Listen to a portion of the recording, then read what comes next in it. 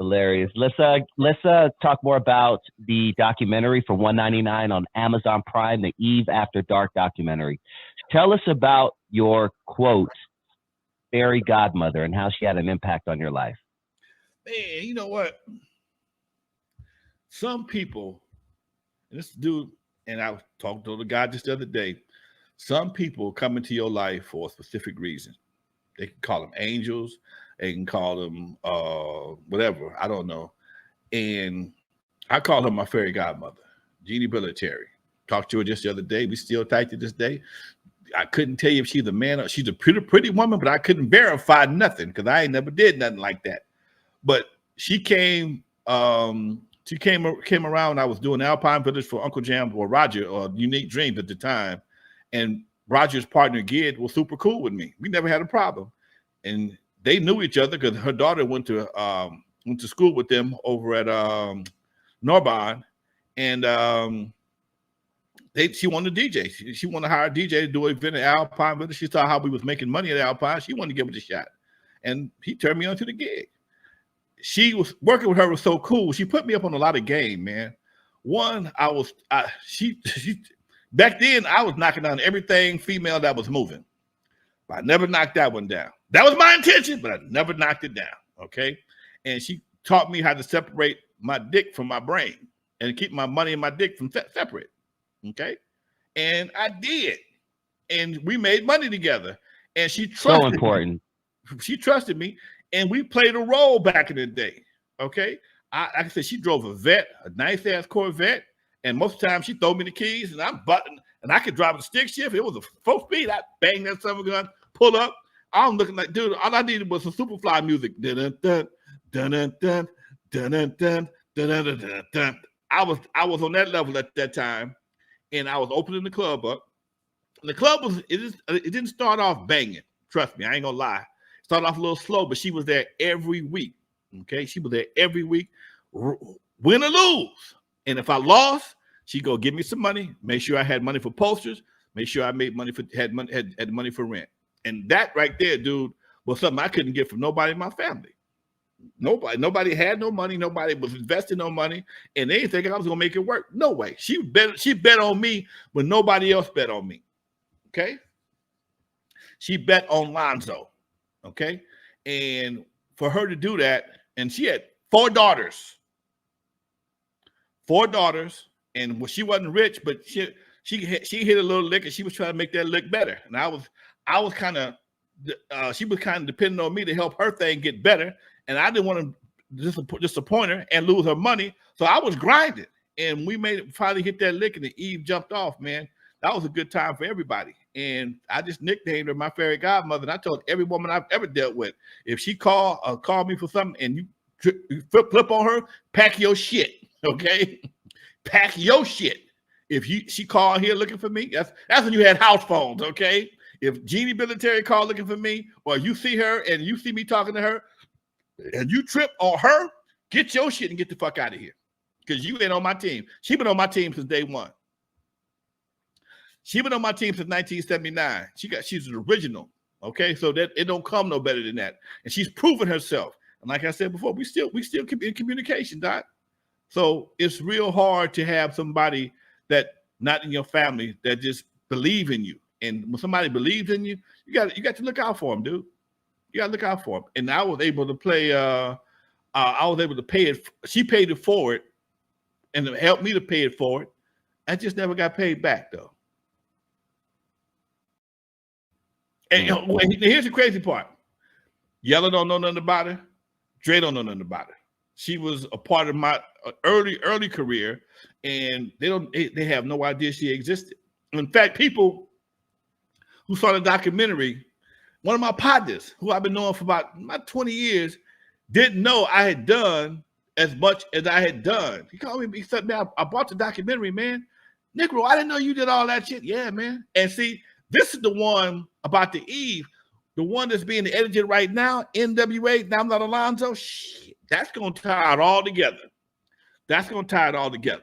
Because I got Curtis Blow in this one. I got Steve. I got a bunch of folks. I can't figure out who's all. I got my original manager Swamp Dogg in this. He was my manager before anybody was, and he's an artist. He's 80 years old and still doing shows to this day. He's the one that taught me everything I learned about the independent music business. He was my mentor, and I just talked to him yesterday. He got a documentary coming out. It was picked up in South by Southwest, and I'm planning to go to Texas and support that documentary. So yeah, folks, it's these people. Like I told Swamp Dogg yesterday, I met Swamp Dogg through his daughter. I was dating his daughter, and she brought me home to meet him. And me and her broke up a few weeks after I met him, after we hung out for a while, and me and him still going strong. Shit, 40-some years later. And it's just some people just play a role in your life, man, that you know, a conduit to an end. And Fairy Godmother was one, Swamp Dogg is another one.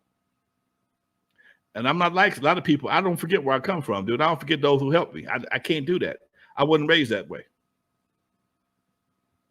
Damn, that's that history, man.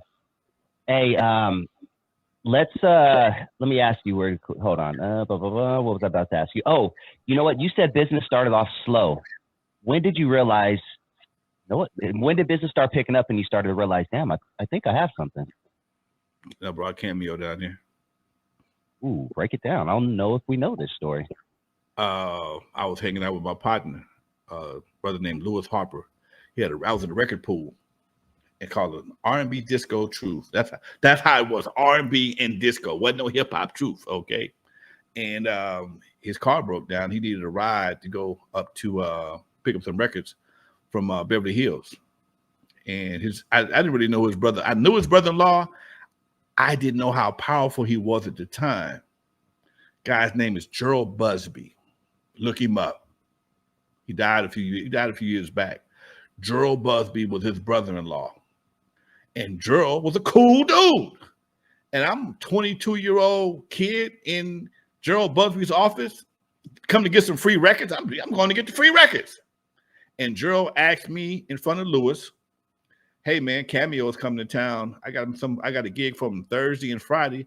You got anything from a place we can take him on during the week, like maybe Wednesday? And I'm like, are you this motherfucker serious? And I'm like a kid. I'm like, I got a club. What club you got?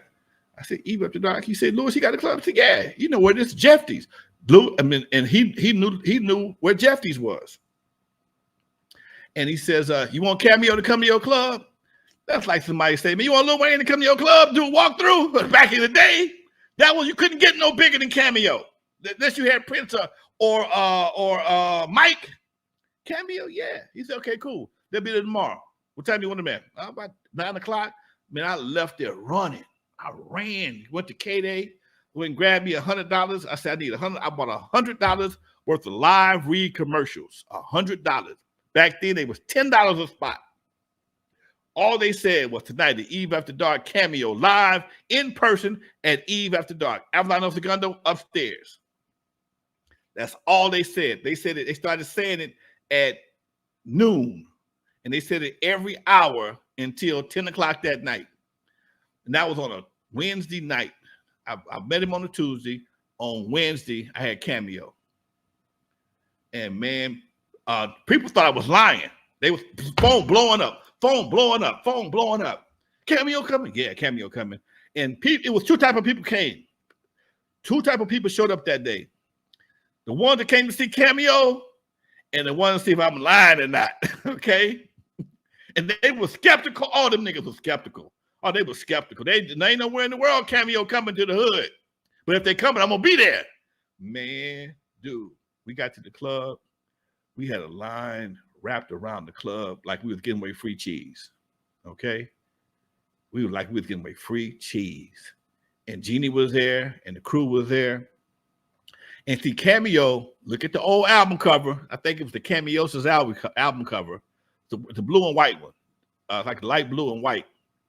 Cameo, back then, most of the bands traveled with the horn section and everything. Lead singers, rhythm section, and horn section. So they may have 9 guys traveling. Same thing with Confunction. Same thing with a lot of the big bands. They traveled in, the whole band would travel. Larry Blackman didn't come. Nathan Left-Hand didn't come. They sent the horn section. But they also gave me what they call flats. And flats are album covers, just the front of the album cover. And they gave me some albums, okay, to give out. So when them girls looked at the albums, looked at them brothers, that's them right there. Them Negroes was point, man, that all they didn't care about the rest of them. They thought people from the album cover. That's all it was. My credibility went through the roof, okay? As somebody that's bringing people to the hood, and man, the Eve After Dark, that was a Thursday. I'm saying I can't forget it was a Wednesday or a Thursday. I'm gonna say it was a Wednesday.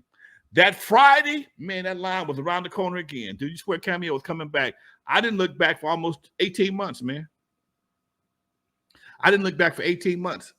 We was making money hand over fist for 18 months after that, dude. I went from minimum wage and damn near broke to about 7, 8 racks a week at 22